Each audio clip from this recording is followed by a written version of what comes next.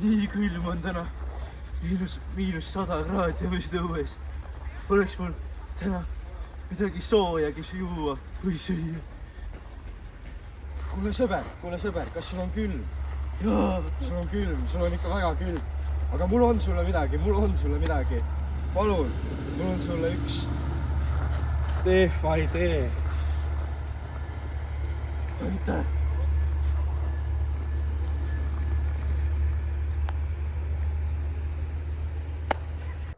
No nii, me jõudsime nüüd tagasi tuppa mu sõbraga, kes oli õues ja ta oli väga-väga külm, kuni ma päästsin teda selle DFI teega.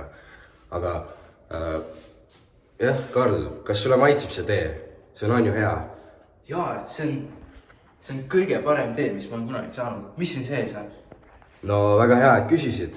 Siin tee sees on siis täpsemalt Eesti taludes teelehed. Ja need talud on siis Pajo talu ja Ürdi teetalu.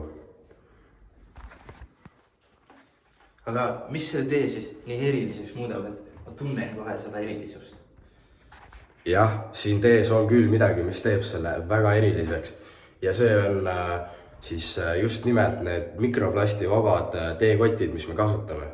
Need on otse Inglismaalt ja kui sa paned enda teekoti sooja vette, siis see ei eraldu üldse plastikosakesi ja su imeline DFI tee on täielikult plastivaba.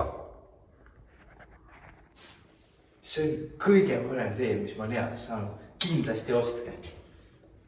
Jah, kindlasti ostke.